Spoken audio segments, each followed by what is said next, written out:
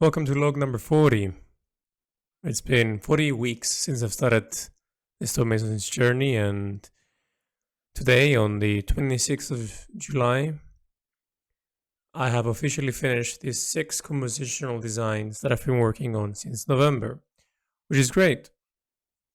This was the last week of the design. I finished it, and it went beautifully. I had to do the shadowing, some elements that needed to be done, some of the top parts in the sections, and I'm left with sort of the finished composition and the shadows and the light in good variations. But I decided to take this week, the coming week that you're going to be listening to this, into looking back into the design, seeing if I need to change things, and then ultimately seeing all the designs again before I move forward, which is going to be very interesting. So I would label it as practically finished, but I'm going to be working on it again with everything else that I've seen, so that everything is laid to rest and able to move forward. As I placed all the other designs next to it, I started seeing again, as I said in the previous logs, how much I improved, which is fascinating because when you work on a specific design for specific days, weeks, months, you don't really see your progress because every day you're looking at it.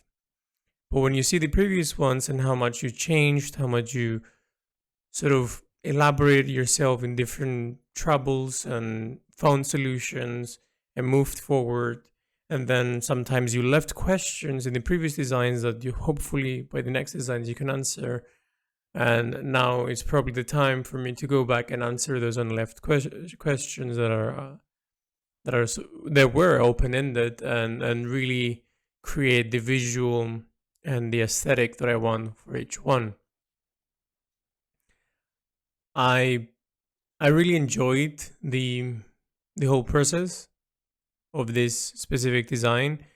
It was the longest design that I've created. I started this on the 4th of June and I finished this on the 26th of July. Considering obviously that I took a week off and had sort of days that I wasn't really working and I was trying to like reflect and move forward, it was almost a month and a few weeks, which is fascinating. The more I slow down in designs, the more beautiful they become. And that's a lesson that I've learned throughout my life, that if in any design that you create, in a specific design, if you were sort of finishing it in 3 weeks, take double the time, take 6 weeks later, and then see how much you can improve. So you force yourself to sit down and reevaluate things. At the beginning, I had to force myself, but now I naturally do this by myself. I naturally have this inclination of knowing that I'm going to take a bit more time, sort of reflect a little bit, step back, slow down, and really take the time that it needs to progress both my skills and the composition that I'm sort of depicting. In any case, this 6th design, the last design of these compositions, it was a very different one, as I said in all the logs. It's very unique. The elements that I created are much more smaller than usual. I really wanted to give the essence of depth and the essence of the vastness of the room, and how the environmental storytelling that I've been sort of every composition sort of working on and implementing and sort of perfecting as much as I can came to this sort of pinnacle as of now that I could in both the environmental storytelling and what is happening inside, and what did the stonemason did or who he was or what he's doing to reflect all these things that are reflected in the environment. And I love it. I really feel that from the beginning till the end, I was a bit skeptical and a bit surprised by the scale of it, given that it was much smaller, the objects that I initially thought they would. Obviously, when you design them in Photoshop and place them by centimeters, they look great. But when you put them in real life and you know that 2cm is 2cm and you start seeing them with the other sort of elements in the composition, you begin to really see if the effect that you were going for really is sort of transferred to the audience and to the person who is witnessing this. And in the beginning I had like this trouble of really didn't really account how small the objects were going to be, but at the same time I moved forward given that I wanted to see the scale of it. Because when you shrink things down, given obviously there is foreground, background, the further they are, the smaller they become, the closer they are, the bigger they appear. But I really wanted to give the vastness this time. So the scale from having something being very close, being sort of semi-big, but ultimately you would say it's small, and then having things that are much bigger in the background becoming a bit smaller, or in comparison quite relatively small. You see how big this sort of situation of this room really is, and I found it very appealing and very different, which I really like seeing myself developing in different avenues when it comes to doing the same theme, obviously the same ideas, but really progressing it, given that I'm giving different flavors and textures metaphorically and literally on well, not really literally with the flavors, but with the whole idea of the composition and how it evolves, and the years and the situation that he was in is reflected in that.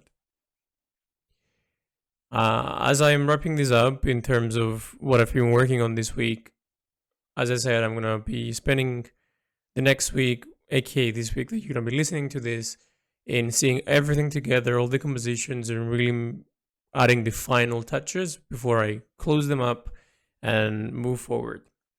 The forward part right now will be me working on something unrelated to the Stonemason, which is sort of doing some blogs and some re-advertisement of my flow paintings.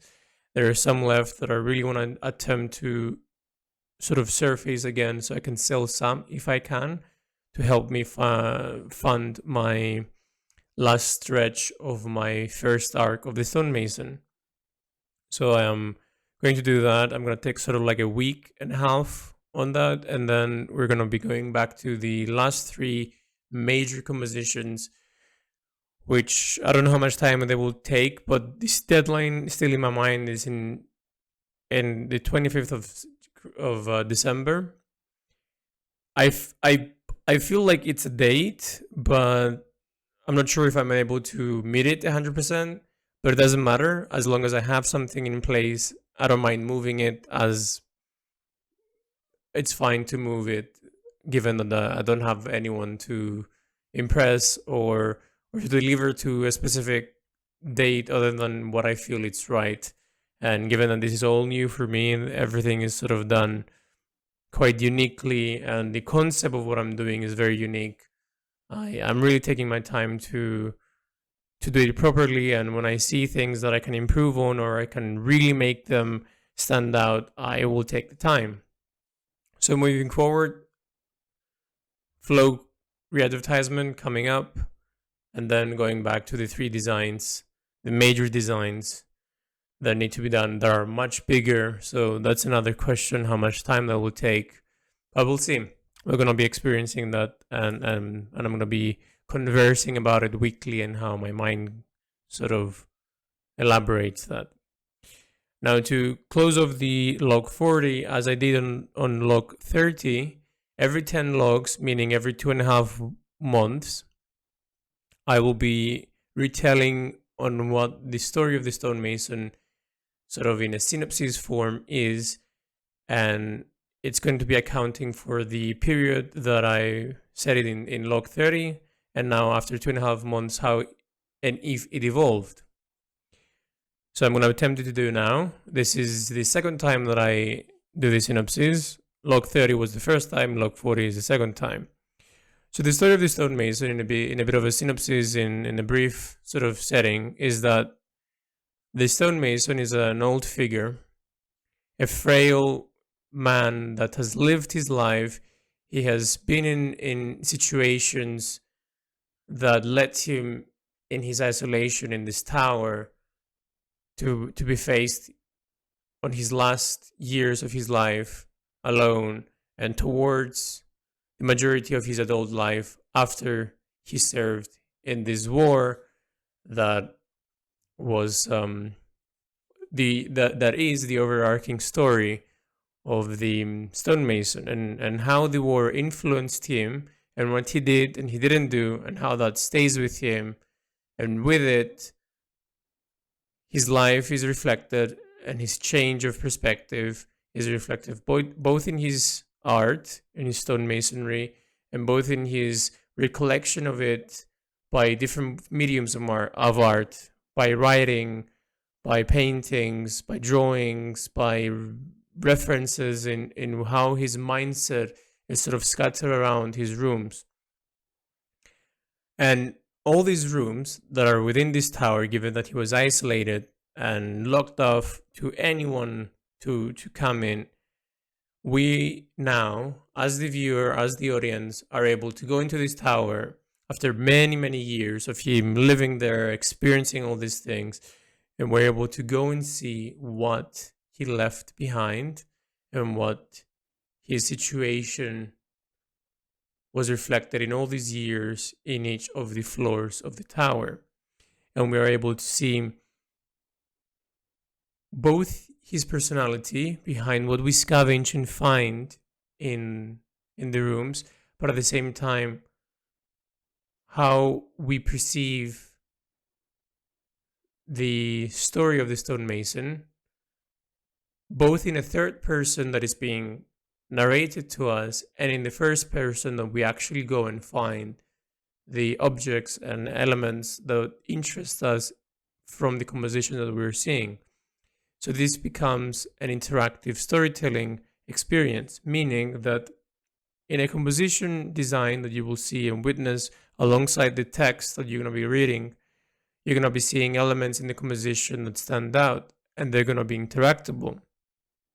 So for example, you will see paper or objects or a book or anything in the composition that are visibly there, and you can click on it digitally and a pop-up will appear.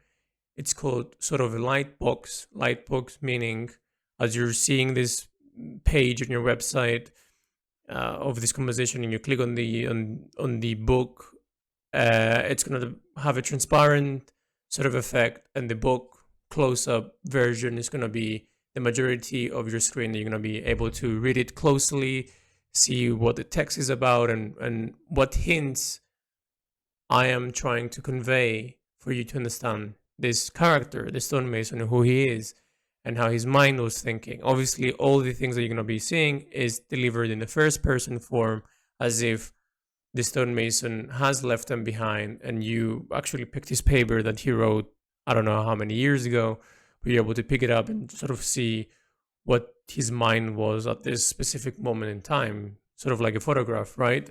When you see photographs, you see an implementation of what happened at the specific moment in time, and you're able to see it because it was recorded.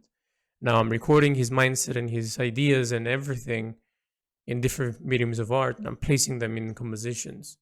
And you can sort of question them alongside me and really form an understanding of who this stonemason was alongside the narration that you're going to be hearing, both hearing and reading on the left side as like a book of any book with illustrations and such. So the idea is that this will be delivered digitally.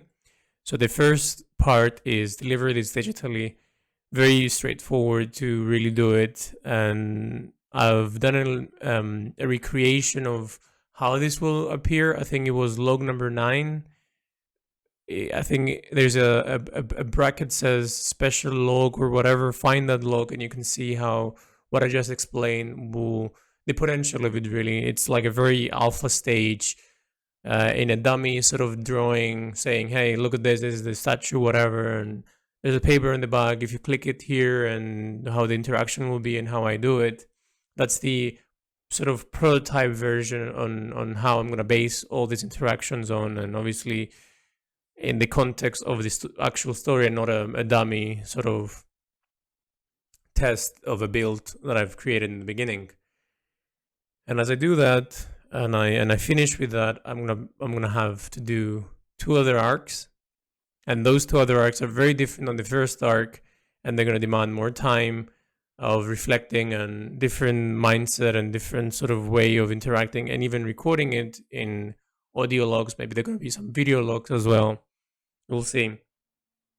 But all of them, we're gonna have a very specific understanding and a specific direction that we get to learn who this character is, and how in his loneliness and his remorse and his brooding of life and what he left behind, what he had to do, reflecting the misery that the person who acted upon these orders that he got in his time in the war, reflecting in his mental state, and how and how the time he spent there reflected in his actual personal life, which is a very interesting theme that I've been thinking about and I've been experiencing as I've been traveling, and regarding to the sort of events that are happening right now in this year, in the wars that are happening in Europe. And I really felt that it needed to be spoken upon, something that is both reflecting our time. If someone was to sort of see these in 20, 30 years from now, what it was based on, the influence, and I'm sort of hinting at this time of the year what I've been witnessing. At the same time, the war that is referred to the story is a historical war that happened, and there's lots of recollections and lots of history behind it for me to take a chunk and really present it in a fictional, but at the same time, moments of reality that have been documented in history, reflecting the effect on the people who went and did these acts and how they are able or not able to carry through living, which the majority of veterans right now that survived the war, majority of them are committing suicides. And I feel the more you know the effect and how the brain works in moments of crisis such as that, the more you're able to understand what it actually means to go through that. Because the patriotism that comes with it afterwards for the people who have been saved or liberated or won, right? It becomes sort of like a thing that we're patriots and we love this, we love that, and we feel ecstatic that we're able to do that and achieve this. But then the people who actually did that sort of carry this weight of taking people's lives and have to sleep every night with all these nightmares, all these situations that don't know boundaries, right? You cannot sort of explain it. I had to do what I had to do, because that doesn't get you far. It gets you far probably in the first year. And in fact, in the interviews and the conversation that I had with people that have been affected with this and have actually been in them, they have a very different concept on how it started and how it's sort of progressing now, which I found very interesting and I really wanted to talk upon. And especially in the past year that I traveled and seeing a lot of things in Central and North of Europe, I was able to really see this effect, this history of wars and the meaning of them, and how the essence that they were based upon, this peace, this everlasting peace, has been sort of shattered with what is happening right now. And I found it's time for me to reflect the humanity in this, for me to reflect the emotions that someone goes through. That is not just war, right? Like, it's not like, oh, I went and did this and did that. It's more about considering the other person's life that you took, and considering how you left behind and what you left behind, and how does that affect you as being a now father, perhaps, or a son, or how do you go back to the normal life that you lived? And if you are able to go back to the normal life that you had before, which all of this is very fascinating, and I don't see a lot of things being talked upon. And there's documentaries, yes, but in the fine art industry, in the arts, and especially in the way that I am sort of thinking about it, I haven't heard or seen anything like what I'm feeling. So I'm inclined to really show and depict this. And with it, hopefully I'm able to create this everlasting question of and reflection of what is happening now, and really being able to reflect the ability of someone to go behind the opposite side sort of person's shoes and really see why they are doing what they're doing. Nobody has the intention to do things just because they know exactly what the result is going to be. They cannot think that far ahead. And that realization comes with years, and the realization is a lot of sort of personal dread about your actions. And I find that very valuable. And in the story, the Stonemason, I'm using the sort of card of being an artist, being a stonemason, at the same time seeing the atrocities of what life and humans are capable of, and combining that together, and at the same time introducing realism, meaning his life, his previous life, what he left behind, and what is going to happen after. Sort of like intermingling all these sections that we all can relate to. We all can relate in having something and losing it, or having to do things that we didn't want to, or being affected by things that we didn't even have a say in it. And I find it very, very important, especially now in 2024. And probably this is going to finish in the next year or so, 2025, 2026, whatever, concluding all this and really reflecting these periods that we've lived for the past 3 years, how from the past we're able to reflect the present. And the present is a cycle. So yeah, this is the synopsis, which has taken a turn of a little bit more personalized views on it, but I think it's very worth to say and hear in log number 40, and then if you would like to hear how that develops in log number 50. This idea of revisiting sort of the synopsis of the story every 10 logs is that when I was streaming and I was sort of conversing with people that came in the stream and they weren't really familiar with flow, I had to explain the idea of it. And every time that I would explain it, things will slowly progress. And things that were sort of said before that were more general become more specific, given that I'm able to show based on the context. I can see the painting and I can say, look at this, and it goes in this direction, and imagine something very specific along the lines of that. And I think with the release of arc number 1, you're able to really understand that now. But in time, you will see and able to really comprehend this.